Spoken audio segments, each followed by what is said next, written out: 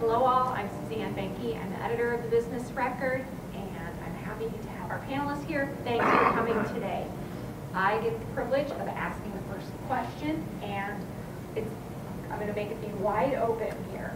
What is the top issue that you would like to see come up in the Iowa Legislature this year, and why? Well, I think for the Association of Business and Industry, we represent 1,500 member companies around the state of Iowa, and one thing that we continue to hear and have heard for several years is about workforce. And really, I think we got a great start in that last year with the Future Ready Iowa legislation, and this year I think we need to take it a step further, get some appropriations for the Future Ready Iowa legislation, making sure that we have qualified workers, whether it be in the construction industry, manufacturing, financial, that we can keep people here in Iowa and make sure that they're qualified and ready to go to work. So that's one thing I know that's probably a lot of the other panelists will have the same thing to say as well, but it's one thing that we just keep hearing over and over. I agree with what Nicole said. Obviously, workforce and the Future Ready Iowa initiative is something that the partnership has been a huge supporter of since the beginning. And I know Georgia will probably talk about that as well. So I will say, although we do support workforce initiatives, I'm really hopeful. I know the partnership's very hopeful for the legislature to take a strong look at airport funding, the Des Moines International Airport. There is a critical need, I think, for expanded service for air travel here in this region. When you think about the economic benefit that will have, not only for the region, but the entire state. When you look, as the Business Record often publicizes, the year-over-year and month-over-month statistics, that continues to increase. And as we think about what we need to do moving forward to get our region to the next level, having a new terminal, upgrading our existing facilities at the airport is a huge undertaking, and it will certainly invite some state legislative action.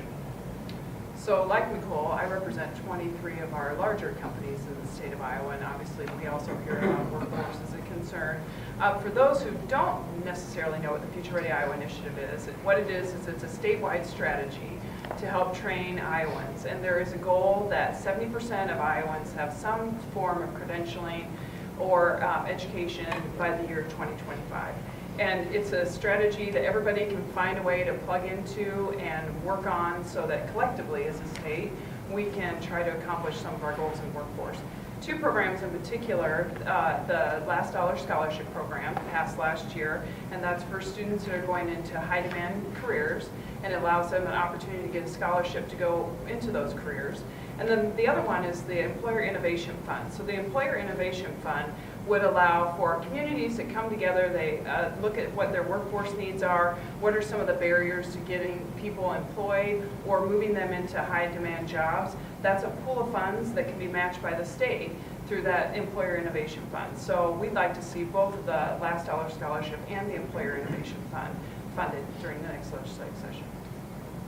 Well, Harkin Institute actually does not lobby or have any advocacy on. What we do is research on public policy. And most of it is federal policy that we look at, but there are a lot of things that have state implications and obviously administered by the state. So I appreciate being here with my three friends who have to do this for real, and I get to just talk about it. So now I get to be one of those people who say, here's what you guys should do, and figure out doing it. But I think in terms of workforce, as we talk about how low the unemployment rate is, where we can look is looking at some of those marginalized groups, right? So those people who have records, the people who might have disabilities, maybe new Americans, people new to Iowa. So I think we have to think about those types of things as we consider talking about our next folks in the workforce. We also have to consider, I think, some of those practices that we do with medical leave and sick leave, but also thinking about childcare and thinking about people who are in a caregiver position for an older family member or somebody who has a disability, and then thinking big picture about some of those people who live in remote areas, so remote employees, remote businesses, and that goes back to infrastructure, and so thinking about high-speed internet, broadband across our state. So hopefully that's my take on where that should all roll into for unemployment. Well, it's not as if you haven't brought up some very large issues already. Joseph, we didn't even talk about this ahead of time, but thank you for bringing up the unemployment rate, because it sounds good when you say we have a low unemployment rate, but what I hear from business leaders when I talk to them over and over is we can't find the worker shortage, skilled worker shortage, but also worker retention. And do you see any issue or topic coming up at the State House this year? Or do you hear from your members perhaps or around Des Moines? Are there needs in that area that the legislature should be addressing or could address? Well, first of all, it's a good point to talk about. I think we are the second, we rank second as far as our unemployment rate. But on top of that, we rank fourth as a state as far as workforce participation. So we already have a lot of people in Iowa that are in the workforce. And we put out this Iowa competitive dashboard. You can go to our website and find it, where we're looking at some of these metrics and how the state of Iowa competes with other states. And when we talk to our employers, I mean, because of those facts that we talk about, when you talk about retention, you know, we're moving people around from company to company. So I don't know if there's anything necessarily they can do in that area. I can tell you one of the areas that our members are looking at is population and diversity. So how do we increase the population of our state? We have not increased our population. In fact, we're one of the only state that hasn't increased our population at least 50% since 1900 to 2010. And so what are some strategies that we need to all be taking a look at to increase the population of the state? That's what's really going to help solve that issue, so that we're not taking employees from each one of the companies around the state. So, Do you know if there's any specific ideas out there that might be floating around on that topic? So for us, we're going to put together a public-private group to come together and do some research and take a look at that, and what are some of the initiatives that we could be taking a look at and asking our lawmakers to consider, or there could be policies that necessarily our lawmakers don't have to take a look at. But we're going to be putting together that group here at the beginning of the year, and it will be our members, but then other people as well, thought leaders, and then gathering data that we need and making some decisions on that. I think from a legislative standpoint, at the state level, you talk about population diversity. We don't have enough people in Iowa. We need more people here. And so, we talk about immigration, and most of our organizations focus on state level issues, but immigration, from time to time, we do see policies on the state level that could affect the ability to bring people into Iowa, and that's something that we'll be watching for as an association, is making sure that there aren't any policies that would make it more difficult to bring in workers and to make sure that we have those high-quality workers and those high-quality jobs here in Iowa, because we need all the people that we can get here in Iowa. So that's something at the state level. Just, there's been some recent events that we think that there could be some state-level initiatives, and something that we're going to be watching for from the ABI perspective. Are there any questions yet from the audience? Well, Joseph mentioned looking at other populations and other segments, and I know the Business Council really stepped up for Home Base Iowa. Is that bringing the veterans back? Yep. And would you guys champion the different populations that we might have, like those in prison, or at the last session like this, we talked about the different diverse populations. Yep. And you guys, employ so many, it would be so easy not easy, but if you could use that as a pilot and then use it for these different populations. Well, I'll tell you what we are working on, and it is part of the Future Ready Iowa initiative, in which, if you look at recommendation number 5, if anybody wants to go out there and look, it deals with communities really coming together at the local level and determining what are those barriers. And oftentimes it is within these populations. So is it that there's not enough child care for low-income individuals? Is it that the fact that there's not transportation to get to work? I mean, what are those actual barriers for people to get to work? And then that innovation fund that we talked about is what can be used to help break down those barriers. So we're going to continue to have those conversations community by community to see what those are and help with that. I mean, businesses will put their money towards those funds, but it really kind of has to be more of that grassroots regional approach. Because your companies actually set quotas, didn't they agree to have employ so many by a certain time? For Home Base Iowa? Yeah, wasn't Yes, we did have that. Yep, yep. Which that goal was met. it? Yeah. Yep, yep. And Denise, I'd say that the two of the things that we're doing research on right now, one is on the child care cliff effect, what that looks like, and what we're hearing from the people who have been receiving child care assistance and why they do or do not stay in certain jobs, or what the ability to, like, what the recruitment issue or the retainment issue has been. So hopefully in the next, 6 months to a year, we'll have some final data results on that.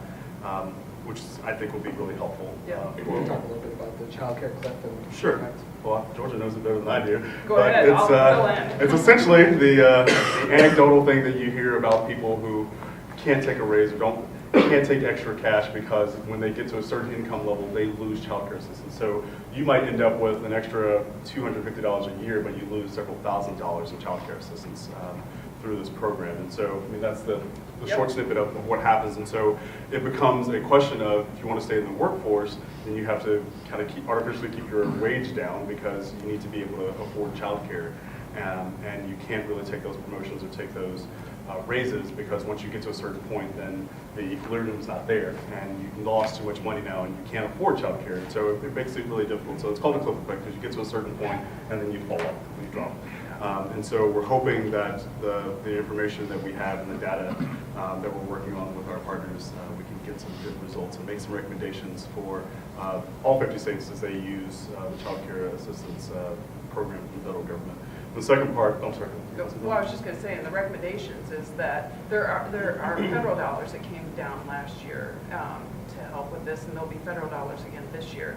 And so the recommendation is so that as their income increases, they pay more of their child care, but they continue to have some sort of benefit until they get to a certain level so that it eases them off of the program. I think oftentimes people think when we talk about this that you're just trying to keep people on a program. Well, we're not. We're trying to get people to be incentivized to continue to take raises at their job and have better incomes, and then it just gradually gets them off the program as they pay more into the child So care. you need a graduated system that's weaning instead of this automatic, you've gone over the income level and now you just dropped off. Yeah. It doesn't help. Right. And the second part would be working with businesses as they learn to recruit and employ more people with disabilities.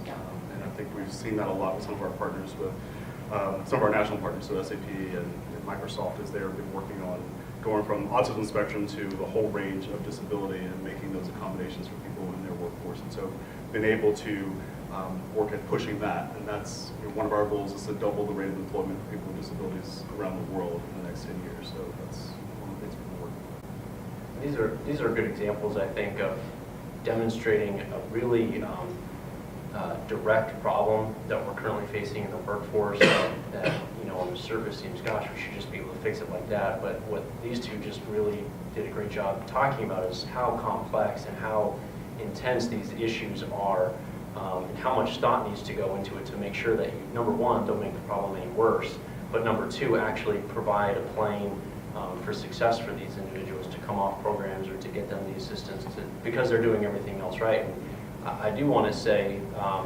that the good thing about the Iowa Legislature, despite the election that happened 31 days ago and all the heated rhetoric and everything else on that, our legislators really do get along on a wide variety of issues quite well. And these examples are some of the issues that they really get along well on. And so you've got both members, both leaders and both caucuses talking about ways to address specifically the cliff effect this year, as well as some of these other workforce problems with different populations in our communities to get more people in the workforce and get them mobilized in a way that will not only help them, obviously, most importantly, but then also help the larger economy as a whole. So, Yeah, and clearly we're not the only state with Right. the workforce issue, right? Right. And so it's what state is going to get their solutions first, right? And get it implemented. Who's going to really coalesce? In fact, when Future Ready Iowa started, it started with a grant from the National Governors Association 2 years ago. And so I was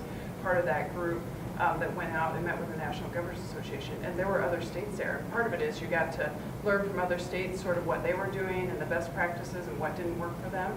But, I mean, they're all looking at, how do we solve workforce? So I think the more that we can all try to work together, maybe we get to the top faster, the other states. And I will tell you that Iowa is out front with some of the solutions that we have more than some of the other states are. So that's a positive. And I think to Joe's point, it's because our lawmakers do a nice job of recognizing this is a critical issue and working together to help provide solutions. It's in the best interest. Yeah. Right. Right, yeah. You talked about a couple of the ones that were funded last year as part of that, or not funded last year. Right. What are the odds that we're going to see the funding go behind some of the initiatives this year? Yeah, well, I believe the governor will have it in her budget I do know that when legislators passed the Future Ready Iowa legislation last year, I mean, their goal was to fund it. It's just going to depend on what are some of the other competing forces and will it be at the largest amount that they want. I mean, the nice thing about the Innovation Fund is it is a public-private partnership. And that's oftentimes what lawmakers look for is, you know, we're not going to fund it all and who else is going to have skin in the game. And so that's helpful. But I also think the fact that they are all hearing about workforce and the need to have workers within their communities, that they'll be interested in funding these programs. I agree. In the conversations that we've had with legislators of both parties, they are very interested in seeing this program funded and seeing it successful. Yes, right up front. I want to speak from the education side. Mary Ellen Miller, a member of the State Board of Education. I really am excited about Future Ready Iowa. I've been following that and engaged in those meetings all along. But I want to also speak to an issue that I think is still very real in Iowa, and that's the rural-urban divide. I currently live in one of the least populated counties in the state, Wayne County. I just am studying our labor shed report. But there are two issues that we deal with beyond the lack of skilled workers, which I think is pretty critical. And I'm really hopeful about Future Ready Iowa. What I hear in my school districts and among my superintendents and counselors is what's really, really hard is to persuade our young people that not everyone needs to go to college. That you can have a darn good career in the trades. And I went to a conference recently where a plumber can start out at $58 an hour. And I said that sign should be in every school counselor's wall, because there's this perception somehow that there's no value to that. But the other hurdles that we face in rural Iowa, once we get beyond the transportation issues and the child care issues, which are quite real, Iowa Women's Foundation studied that for years. That's their top priority right now in terms of women in the employment force. And I will tell you, in Wayne County, this watershed study tells me that, or labor shed study tells me that 63% of our workforce is women. 63%. Well, how do they get child care? But the other hurdle we have in rural Iowa, and we're lucky in Wayne County that it's not broadband, but for the other part of rural Iowa it is. I hope the legislature addresses that. But it's housing. It is not housing for no-income, low-income people. We have met that quota. But it's that starter housing, and that is serious. When you look at our report, people are commuting into Wayne County, Iowa for jobs 45 miles. And we have a major manufacturing plant that is expanding. You know about this, threefold. East Penn battery manufacturer, they're going to add 200 workers when right now 2/3 of their workforce doesn't even live in the county. Now we've got a group working on it, but still, frankly, we can't solve that housing problem by ourselves. And if you want Iowa to succeed, you can't do it without the rural counties also succeeding. Joe, that popped up at the partnerships event earlier this week, right? Did, yeah, I'm glad you brought that up, and I see Eric Burmeister here. He can speak much more eloquently than I can on this topic, but workforce housing and affordable housing is one of the key issues, along with workforce.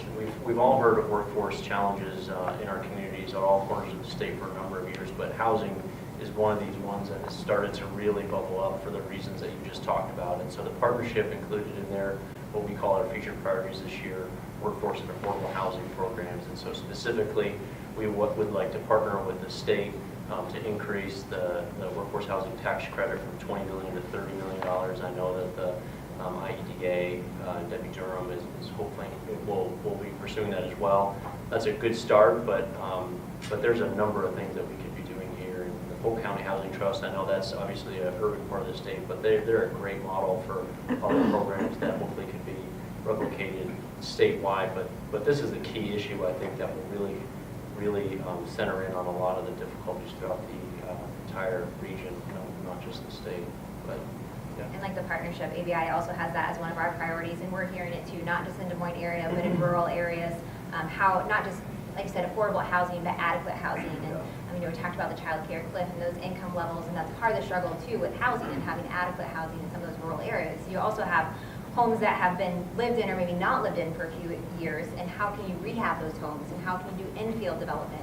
And so there's a lot of opportunities out there, and I think the Empower Rural Iowa initiative that the governor led this fall, I think that's something that you'll probably see some legislative recommendations come out of it, and it's something that we're looking at as an association because, you know, being statewide, there's just so many, there's a lot of great things going on, and we want to make sure that we see what those are, understand those better, and make sure they're not trying to do a one-size-fits-all for everyone, because what works in Wayne County or Taylor County might not work here in Polk County, or might not work in Sierra Gorda County. So that's something that I think there's a lot of discussion still to be had on that issue. One thing, so that I'll talk a little bit about when you say, you know, not every job is a four-year degree. So we put together a Business Education Alliance at the Business Council, and we have 2 region presidents on there. We've got President Martin is on it. We have 2 school superintendents with K through 12 and 2 community college presidents, as well as 10 of our members. And those are some of the issues that we're talking about. Our members have talked since my time there, is how do we get to those decision makers early, so the parents and the students and the teachers, so that they understand what are those careers that are out there, and change the rhetoric a little bit, the fact that you don't have to have a 4-year degree. And there are great careers when you come out and just get credentialing and maybe a 2-year degree.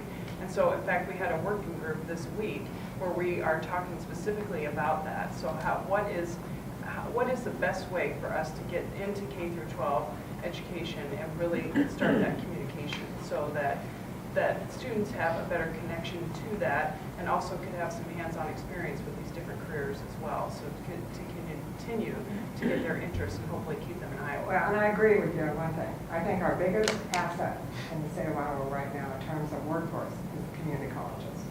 They're nimble, they're used to switching gears, but they're there for those students that really shouldn't be in a 4-year academic program. And so one of the hopes that I have is simply that they're better funded. Because when you talk about developing skilled trades and all those people, that's a resource, that's a real asset to the whole state. So I think Rick, just call Rick's eye, because you brought up at the partnership event the other day that a lot of the jobs that you're talking about specifically don't even need to go to the community college at this point. And I don't know if you could reiterate a little bit. Yeah, I look at the funding issue being more at the high school level. We're out there training. Our program that we're doing, Skilled Trade Alliance, we have over 400 students in the program, and that's just with Central Campus on skilled trades. And it's being funded by the private sector. There's no match. The state government, local, no one else is matching the money. I mean, it was $1 million for 3 instructors for 3 years, and then we don't know what we're going to do. We're in the middle of year 2 to try to teach these kids. The jobs are there as soon as they graduate from high school. They don't need to go to community college. I mean, the apprenticeship programs are already there for them. This is a pre-apprenticeship program. We have the jobs, they can work, they can get it. So the money needs to go to the high school so we can teach them there. Okay, and if it's a public-private partnership, let's let the public start getting in, because the private sector is already putting their money on the table. The other thing I would say to your rural-urban portion is we had what we call Vision and Vitality meets around the state this year. And they were not in the urban areas, but they were out more. We started in Boone, we have one in Muscatine, we have one in Mars. And they were community conversations to where our members were there, but we brought in the community to talk about, you know, what are some of your barriers to economic growth, but what are some of the things that you're doing well. And I think there's a lot more recognition in communities that in order for Iowa to be strong as a state, we've got to soften that divide between our urban and rural communities and be working more together. So, which is a good thing, I think. And, you know, we heard that as we were going out and about, but I mean, it'll take time, but I see more people seeing that recognition in order to keep our state vital. Nicole, is ABI still promoting manufacturing and opportunities for manufacturing in high schools? Yes. Didn't you have like some program that you were working in with the manufacturing? Elevate Advanced Manufacturing. Yes. So Rick talked about the private sector investment. You know, it's a public-private sector partnership as well. And that's really to help educate parents and students about the opportunities in manufacturing and those opportunities that you can get a job without going to a 4-year or having a 4-year degree. So, you know, that's something that was still very strong. I think we're making a lot of inroads there and really helping parents and others understand just all the opportunities we have in Iowa. And as Rick mentioned, I saw him setting out there, you know, we know that the companies, they're putting their own dollars in because they want those workers, they want them to stay here in Iowa. we hear stories all around the state where, once you get the students into the manufacturing facility, you get them into your business, they'll follow them through college to encourage them to come back and do internships so they can keep them as employees and keep them in those communities no matter what size those communities are. So we're seeing a lot of really positive outcomes from that program. Bill, you had your hand up. We're talking about the pool. I think Georgia alluded to the pool of people that we have. It's shrinking because we're getting older, we're not having more kids. We have out migration of students in Iowa that are saying, let's go to Chicago or something. We're having very few in migration of various groups, whoever. So our pool is shrinking. We're doing a lot of work in these pools with Future Ready Iowa, with training, things like that. But that seems like rearranging the deck here. How are we going to get more people to come to Iowa? We have an attract and retain concept at the IEDA for businesses, but we do not have a real attract and retain concept for people. Any ideas? Well, I know Director Durham, she spoke at our Economic Growth Committee meeting earlier this summer, and one thing she said is they had just launched, or they just had done an RFP and an agreement with a new marketing firm and getting a little bit edgier on marketing Iowa to Iowa people who are not Iowans yet. So I think that's an area, and that's an investment. That's a state investment that not everyone likes to spend money on marketing and talking about the story. And us as Iowans, we're not always good at telling our story and how great we think Iowa is. So I think that's something that they're in the process of doing. I think that's one way to get more people here and to know about the state and the opportunities we have. I think in the same presentation, the director talked about really focusing in, really doubling down on what our core competencies are from a workforce and an economic standpoint. And so when you look at our cluster sort of employment areas, you have financial services, obviously, ag tech, biomedical over in the Iowa City area from a statewide perspective. Really looking in at what opportunities exist to create and expand businesses there, propping up entrepreneurs and small businesses and startups, really focusing in and trying to say to entrepreneurs, hey, look, you don't have to go to the Valley, or you don't have to go to Boston or New York to start your company. Start here. We try to do a lot of these things, and you're a great example, Bob, of all the great companies that you've started in this region. You can do all that stuff right here. So I think we should do a better job of getting that message out, expanding that message. It's certainly not a silver bullet, but I think as more individuals understand that you can do game-changing and world-changing things right here in Iowa, that story will get out and cause more people to come here. We have a great speaker coming to the Greater Des Moines Partnership's annual dinner, J.D. Vance, who talks a lot about this and the rise of the rest and trying to get more angel investing and seed capital funding into the region and into Midwestern states that actually really need it. I think that's one thing, but certainly not a silver bullet. At one time, the partnership used to kind of identify companies in other parts of the country that were, laying off people like GM or whatever, and then they'd swoop in and try to, recruit them. Are we doing anything like that? Yeah, we absolutely are. Yeah, we're always in the field. We have a fantastic economic development team that is all over the country, looking at different prospects, working with site selectors, trying to identify. People, though. So people specifically, yeah. But same thing, yeah. I mean, we've set up a great talent development and talent recruitment site here, trying to bring Iowans back home. The other thing I'd say, sort of my old hat, I think the research parks at the universities is a great example of how this can work out. They have a great resource of moderately young people that may have gone out to the Kansas Cities or Minneapolis's or Chicago's. Maybe it's time to come home, and I know that's a cliche to say right now, but Iowa State University Research Park has done a really great job of literally, we'll see. I'm on the board. There you go. Getting there for access to the students. Yeah, they are. So then they get the students to start working for them, and then they stay. And not just Iowa, I'm sorry. Well, I was just going to say, not just Iowa companies, you obviously know this, but BI from Germany came over and was there. I mean, that's a great example in the vision that's going on up there. I was just going to say that from 2 steps before that, from a retainment standpoint, I'm going to earn my ABI paycheck from mine. So Business Horizons, right? The ABI Foundation has a program called Business Horizons, which introduces Iowa high school students to business in Iowa. And think about all the kids who don't really know all the things that go on in our state because, you know, at 16, they're too cool to really think that Iowa's a cool place to be. But after going through this program, the students realize that there's all this great manufacturing, there's all these great tech companies, there's all these great experiences and products and things that are made in our state that they had no idea existed. And so giving them an opportunity to really explore their state in this format gives them the hope when they go off to college that, hey, I can come back here and I can start my own business. Hey, I can come back and work for X company because I've learned about them. And so I would encourage you to think about that too, just talking to those high school age kids about coming through Business Horizons or something like that, where they can experience Iowa business and learning about what they can do in Iowa. Do you know, do the colleges or universities still have any programs in place to try to attract college students from other states? I was the beneficiary of a grant that made the tuition close and comparable to the University of Illinois when I was living in the Chicago area. So I'm just wondering if there's anything like that still exists out there, or any talk about. I know there was a shift in how we were trying to get students to the universities. I just wonder if that's something that's out there.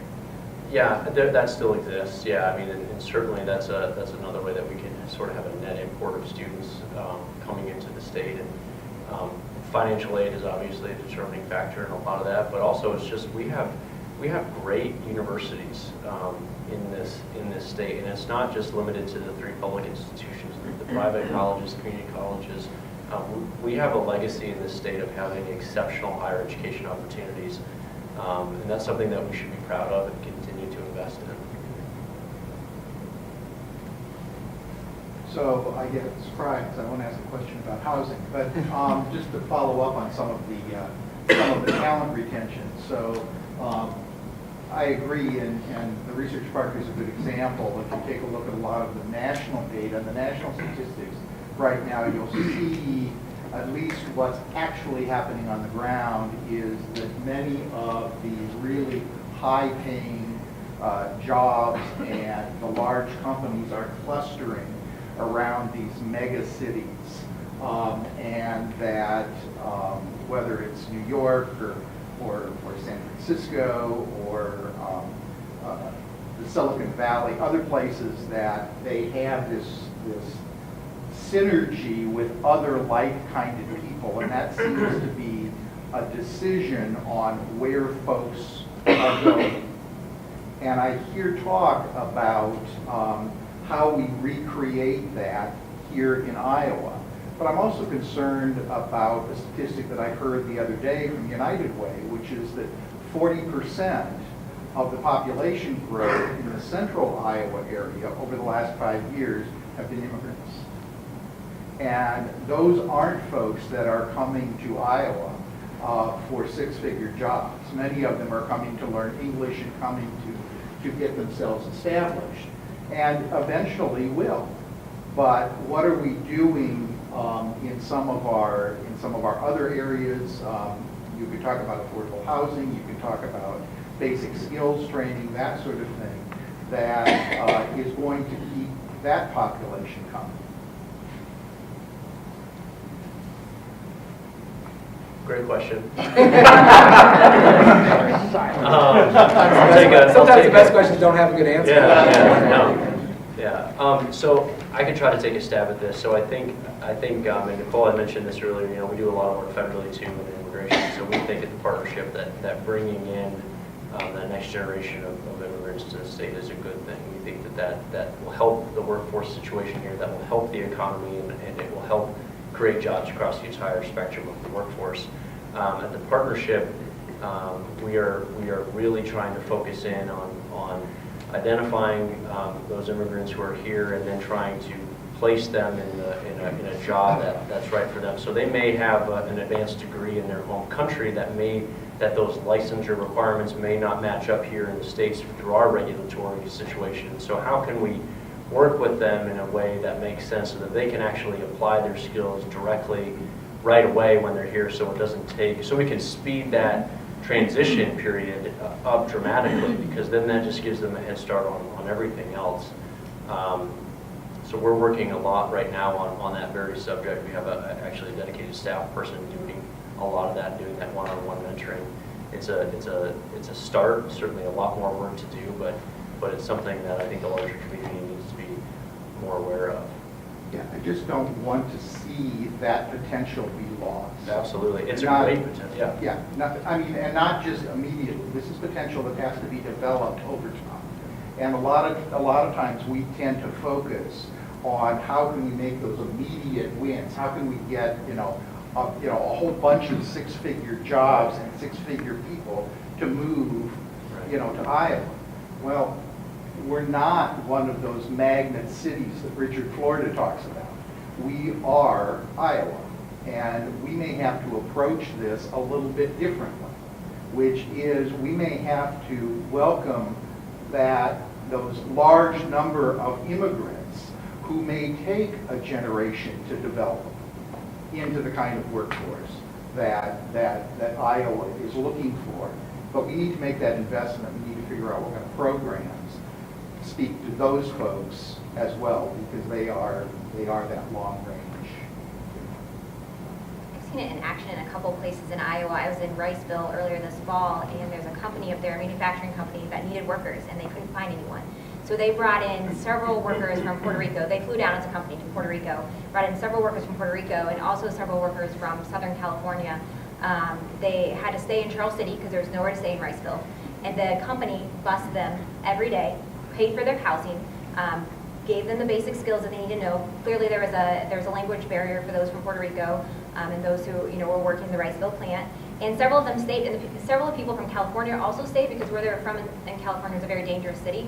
And then now what the company was trying to do was also bring their families to Iowa and get their families and the children in the school district and help them find housing. So that was just a great example that I hadn't seen happen before, and I know that it's happening other places in Iowa on a company-by-company basis. But I think the more that we can do that, and the more that we can leverage some of those business things that are already happening, work with the regional transportation system to get bus service set up and things like that. I think that's really what's going to help us keep both our rural communities surviving and thriving, but also in the urban areas as well.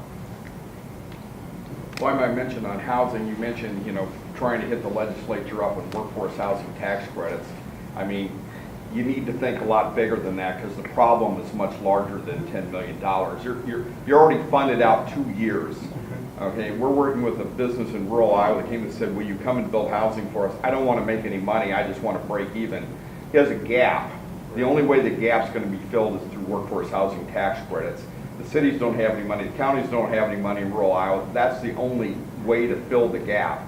And you have the funding source. He's willing to put the equity in. He doesn't want to return his equity. He just needs the housing. And we're not paying attention. We can do it. The biggest funding of tax credits, you all know, is research, research credits. Huge amount of money going to big corporations. I don't want to sit there and put my hat on that. I don't get any of that money. I'm affected by the workforce housing. All these manufacturers are too. We have to address that problem. On the tax credit side? Tax credit, we need to ask for a lot more money than $10 million. Oh, yeah. I mean, the problem is much, and the return on that investment is so much better than any other tax credit they have out there. I mean, it immediately produces results and brings people here. Well, we wouldn't disagree with that, but I mean, we have to sort of, the legislative process is such that we have to sort of start small and kind of work up from there, and that's frustrating, I know, but that's the proposal where we're at. But if we can get more, certainly we'd be for that. Well, it might be a good segue Yeah. to a little bit about what we might expect from the environment for the legislature this year. So we're talking about funding, and we're talking about these programs that we'd like to do. What type of environment do you think we're going to be in this year when it comes to getting some of those programs started? I went first last time. I mean, the conversations we've had is there's a lot of areas of improvement. And, funding, the appropriations process, it doesn't matter who's in control. Like, it gets a little messy. Everyone has their priorities. And I think that's something that the legislature is going to have to work through. They have 110 days to figure it out. But, there was tax reform last year. Is there going to be additional conversation this year? Let's see how that works out. The back bill, that's a question we haven't talked about. That's $150 million right away. What is back? Tell me how I get it. People may not know. There's a property tax reform bill in 2013, and what it did is it reduced commercial industrial property taxes, and also for apartments, there's a rollback, and so rolled back 10%, so now commercial industrial is assessed at 90%. And the state then backfilled that loss of revenue to the cities. And so it's about $150 million a year. And it's something that is somewhat contentious. There's been talk at the end of last session, kind of at the waning days of session, of, hey, how about we phase out the backfill? It sounded like there was going to be an agreement, and then at the end of the session, there was not an agreement.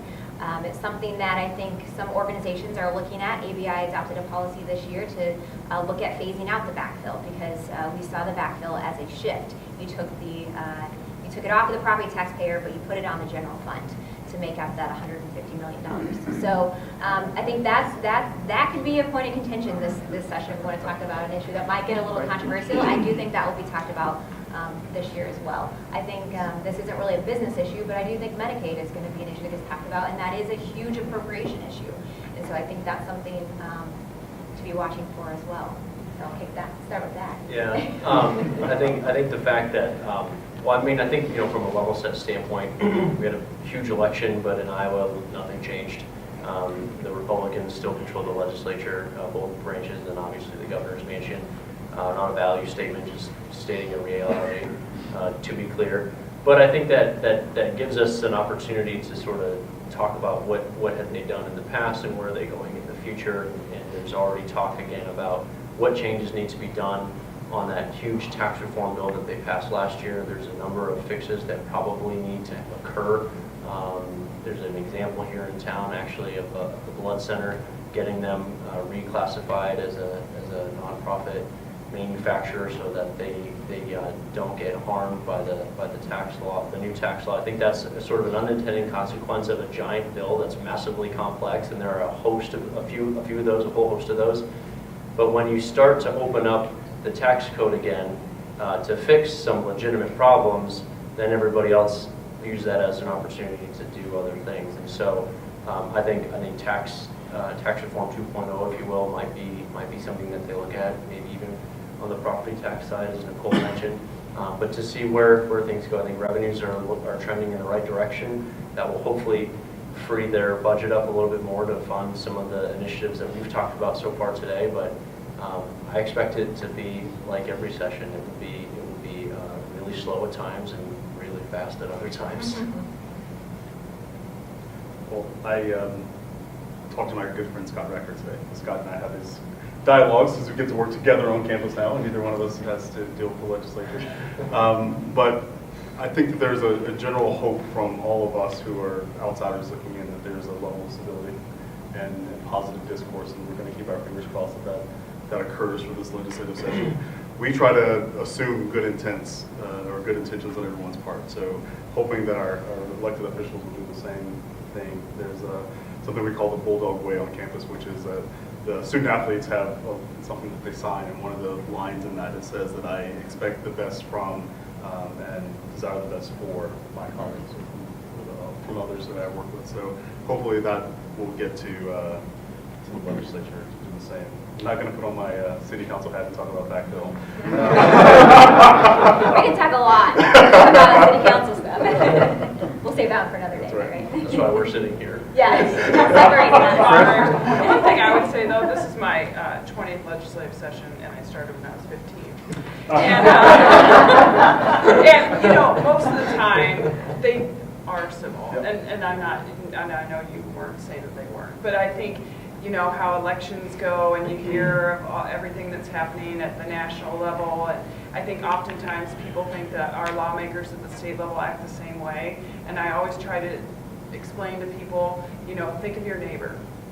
That's who gets elected to our legislature. We have a citizen legislature. And so these people are up there really trying to do the best they can for Iowa. And I would say 94% of the time, they get along and they get things done. In election year, maybe it's 91%. But, they really are up there trying their best. And I think that's one thing to remember when you visit maybe a legislative coffee or you have time to sit down with your lawmaker. I mean, they really are up there with the best intentions. Most of them are. If I could jump off on George's last point there, I think it's really our legislative actions impact your business and your personal lives. We're sort of at this crossroads right now where we're sort of getting away from a more public dialogue and moving into a more digital dialogue. And I think it's really important to come back to some of the civility message that Joseph talked about and engage. I mean, legislators want to hear from you. They cannot be an expert on every little thing that they vote on. And so it's really up to us, you as citizens, to engage with them and share your expertise, share your knowledge with them. You don't have to get bogged down into the stats. Just tell your personal story, how things impact you. And I'd encourage you to do that outside the legislative session too. Yeah. I mean, Yeah. the first time you talk to them shouldn't be the first time you ask about something or want to encourage them to do something. Talk to them all throughout the year. They'd love that. Chris, can we take maybe a look into the future and talk a little bit about when we do our next reapportionment and what impact that could have on the Iowa Legislature and our congressional seat? Sure. Joe? Yeah. Yes, Mr. President. So it's an interesting time in Iowa, right? So it's been mentioned a few different places about the population shift within the state of Iowa, and Iowa is viewed every single election cycle as a model in this entire country for how they do reapportionment and how they draw up legislative districts. And so as we go into 2020, a census year, the legislature will have to vote on a new map straight up. And it will be interesting, number one, to see what the map looks like. Will we or won't we lose a congressperson? I don't think we will. But how those new maps look. But then also, so the congressional maps are one thing, it's 4, right? So, there we go. Easy. On the other side of things, though, at the state legislative races, I think that could be really interesting because as the election then comes into 2022, as we see the population shift come more into the urban areas, as has been mentioned, there could be an outside chance that for the first time in Iowa's history, you might have a majority of the legislature being represented by urban legislators, which might change the dynamics of different things. It's hard to see what that crystal ball will look like, but I think that's certainly in the cards probably for the first time in our state's history at the risk of being very dramatic. But the way that they look at the state of Iowa, it's a nonpartisan way in which we do our redistricting, and so we're looked upon as a great model. I mean, there's not a lot of gerrymandering and people influencing our map, and so the process that we have is a really good process. We did a long form event on that at the National Press Club. Watching C-SPAN, it talks about how Iowa does redistricting and how other states can use it, parts and pieces of it to make theirs less gerrymandered. Yeah. I'd just like to make one point back on what you were saying. When I started voting, Iowa had 7 congresspeople. 7. And a lot of people who vote today don't remember that, and we now have 4. I just think that's a significant shift for our state that we need to be aware of. Our power in Washington has decreased quite a bit. What are some other issues that we've talked about, some of the things that we would like to come up, but what are some other issues perhaps that might come up that maybe we haven't talked about yet? How about education? Yeah, We talked education. about that a little bit, but I think that's, if I'm remembering correctly, some of the polls that have come out have, the Iowa poll has said that education is high on Iowans' minds. And that's the first training ground for our future workers. So I think it's a worthwhile topic to get into. And we talked about high school level and community colleges. Education funding is a big topic. And I come from a family of teachers, so this is what comes up on the phone at the dinner table all the time at the holidays. What would you like to see? Is this something that's of concern to your members or partners or community members? Community members, certainly. But, Iowa's legacy is that we have great schools. But our rankings have fallen over the years. What do we need? What needs to happen? Or what would our wishes be for education? Whether it's like the region schools or down to K through 12. I'm asking big one. I'm throwing it out. I'm throwing it down. Well, I think one thing that, and a lot you heard in the election, we have increased funding to K through 12. And you probably couldn't take that away to the election. So in our state, we have increased funding to K through 12. Now, is it at the level that all K through 12 wants? It's not. But I think it's important to know that we have increased money. I think one issue that'll be discussed during this upcoming legislative session is a statewide penny for school infrastructure.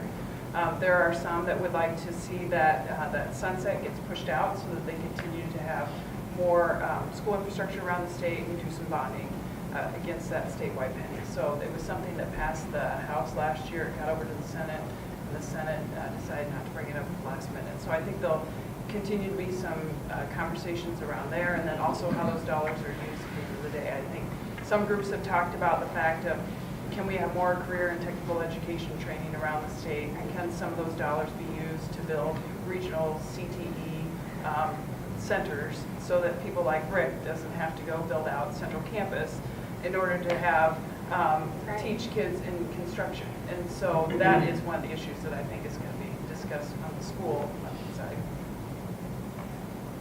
Any other issues that you think might pop up this legislative session? Well, I hope they're going to Well, talk I about will. I will more. Yeah, I will. What will come up, Bob? If Bob wasn't going to say it, I was going to have to say it, so. Yeah, I think there's been conversations around I will that were last year as well. I mean, that's, for those of you who don't know, if you pass a cent, well, it's a 3/8% of sales tax would go toward natural resources. So it's not required that the state pass a full penny. So it's whatever they pass, and then 3/8 of that cent would go toward that. I think some of the conversation around that, and this is not our issue, but I just know the issue is how those dollars are then spent. So there's a formula on how the 3/8 of a penny is spent.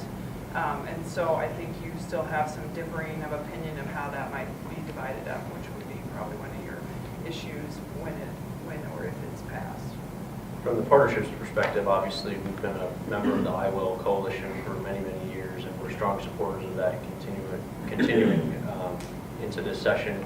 To George's point on the reapportionment, on what the different formulas may look like. Obviously, we have a huge water trails project that's out there right now that you're a big supporter of, Rick, and many others are in this room, and we look at I Will as a great opportunity to maybe have some dollars not only to this water trails project in the Des Moines area, but it's a whole network of 80 trails and 80 other junctures around central Iowa. But the beauty of I Will is that it will have a positive impact across every community in this entire state. So it's not just a Des Moines issue or a central Iowa issue. It really has a great impact on water quality, water infrastructure projects, and water trails and recreation, which will help attract and retain individuals to stay here, because we have great places to work, great places to live, but there needs to be other activities for them to be here. So I think that will be an issue. It's gaining momentum, as Senator Schneider said in his caucus at our luncheon event, which was reported earlier this week. So there's lots to be determined on that, but that's definitely more of a background than it's been in a long time. Yeah, one of the reasons why it's also gains momentum is then if they pass the Senate for penny. So what do they do with the rest of that money? What's the You know, other 5 what days can, go to? yeah, what can they put that toward? Do you have any ideas on what they might look to put that towards? You know, there were some conversations last year on tax reform. You know, can you use those dollars to help with tax reform? And they chose not to do that last year. So that was one thing that was talked about. Maybe funding of other areas that need additional funds. Some are interested in mental health, Yep. using some resources, a full penny for mental health funding statewide. But yeah, I think there's definitely a lot of momentum around it, a lot of discussion, but I think there's also a lot of legislators, like we talked about earlier with appropriations, they have their pet projects, they have their pet interests, and what that 3/8% goes to, I think there's some discussion about how that formula, if that would be changed, and then also if it's an additional sales tax increase, what that would look like. And if they do increase the sales tax, we can offset it with something else. Are they going to decrease something somewhere else in the system? Right. Yeah, That's a great question. yeah. I think it comes down to that question. I mean, this is again a Republican legislature that made significant reductions in the tax roll last year. I think any consumption tax or I Will project will have to be at a minimum, sort of overall reduction. You know, I can tell you from our members' perspective, I mean, one of the things that we're not competitive in is our tax climate. That is something that does help attract not just business here, but individuals here. And so we want to continue to look at, if we pass something like that, then how do we, is there an offset, or how do we continue to keep our tax climate competitive or make it more competitive? we've talked a lot about, we're just about out of time, but we've talked a lot about the things we want to see happen or some of the things that might come up. There's always some surprises in the legislature. Anything that you have kind of an eye on that you're saying, gee, I wonder if that might come up or it could potentially come out of nowhere? Rail service. I think, and I'm not going to say any specific bill, but I think we always need to consider the legislation that continues to make Iowa look like a welcoming state. So we want to make sure that Iowa continues to look welcoming so that people want to come here and they want to live here. So there's been some proposals in the past that I know those of us sitting up here have not liked so much, and so we just want to make sure that we would hope that our lawmakers would want to continue to have our state look welcoming. I think from a competitive business climate as well, I mean, from time to time each year we see legislative mandates get proposed, and that's something that increases the cost of doing business, especially for small and mid-sized businesses. So anytime we see legislative mandates, it's something that the association we have a lot of concern with, and something that we're always We started with the train, we're going to end on the train. That's right. We support rail though. It's a good segue to get, I'll let you finish your thought, and then we're going to give everybody a chance to give a final thought and closing. That's something that we would not like to see come up. So. All right, so you were kind of getting a little covered up at the end, so if you want to give your final, your thought on, finish your thought that you were saying before the train came through. Oh, just that we do not like mandates, and it doesn't make Iowa competitive, and we want to make sure that those are some things that we would prefer not to see during the legislative session. So Joseph, we'll start down here with you. Give the chance to give your final closing thought, and it can't be, well, you can tell everybody about your asparagus thing if you want. I think one of the things that we've been discussing through our retirement security focus of the Institute is the need for more financial literacy, and we would hope that at some point we can work that into our K-12 education more solidly. And a fun thing happened this week. One of our undergrads who's graduating in December, she just got a job, and she said to me the thing she was most excited about is that she can now start a Roth IRA. And so, yeah, nerd goals, but this is, that kind of thing is important, so that's kind of my, I really wish we could get there at some point, so I'll leave it with that. Mine would just be, and back to what you commented on, I mean, our members have operations in all 99 counties, so I think that we need to continue to break down any divides there are between our rural and urban communities. It's something that has to happen in order for our state to be sustainable, and I think legislators are doing a better job at that, and I'd just like to continue to see that be an even stronger bond between both sides. At our basic core, the Greater Des Moines Partnership is the economic development and community development organization for Central Iowa. We have 6,400 business members and 24 affiliate chambers of commerce. So as we think about that, how does that translate into legislation? We're really concerned about and wanting to take an opportunity to create jobs and opportunities for Iowans. We feel that if we present legislative ideas that create jobs and present opportunities, good things will follow. So in a nutshell, I think that's sort of what I wake up every morning trying to pursue, and I know a lot of our members and all of our staff does the same. A lot easier going first than last. I think Joe touched on this earlier, really making sure that you all tell your story to your legislators, because from an association standpoint, we are your voice at the Capitol, but we need you to talk to your legislator and to educate them about how you are successful as a business person and why you stay in Iowa. And so at the end of the day, like, we're your voice, but we need you. And so, I thank you all for being here. And for those of you who are members, thank you for being members of ABI. But it's something that none of us can do our jobs without all of you. Right. Thank you all, and thank you all for your great questions. I know Suzanne's going to have a great time going through and pouring through the video to try to synthesize this down. In the back, a couple people, I mentioned, see Connie Weimer in the back. In the back, and then also Jason Swanson, he's our Vice President of Operations. John Retzloff, he helps put together those daily e-newsletters that you get every day, so if you have any problems, you can contact him. Call him directly.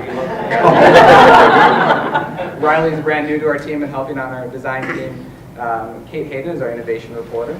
Joe Gardia is our health wellness reporter, also manufacturing, and Perry Beeman, our managing editor, who you see as Byline, of course, as well. That's the team that's here, was able to soak in what our panel was talking about today, and hopefully we'll be able to infuse that into some of their reporting over the coming weeks. Thank you all for being members of the Business Record. Again, this is something that's new that we're doing. Jason's going to have a card in the back. If you have somebody on your staff or a colleague, somebody that would also benefit from being a member of the Business Record, we'd love, of course, for you to bring them into the fold as well. Our best ideas, yeah, oh, Can I have yeah. one? There were several people who had their hand raised, but didn't get to ask their questions at the end. If you want to send those to newsroom@bpcdm.com, we'll do our best to get some answers, because now I have all the contact information for these expert panelists, and I can try and find that out. And that's a good segue to my last point, which is our best story ideas, and the way that we're able to write stories that help you do business better are by being able to connect with our reporters and being able to connect with our staff. So feel free to reach out their way or my way. If you have a question or if you have an idea for a story, that's how we produce the best content that we do. So, and then finally, can I get a big round of applause for our panel?